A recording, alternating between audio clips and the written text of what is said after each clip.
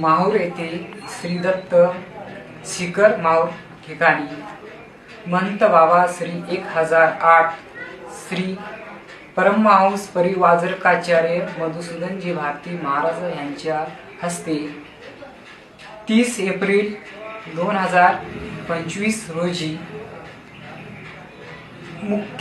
एकमुखी दत्त महाराजाच्या ठिकाणी त्रिमूर्ती संसारिक दैवताची मूर्तीची स्थापना करण्यात आली आहे।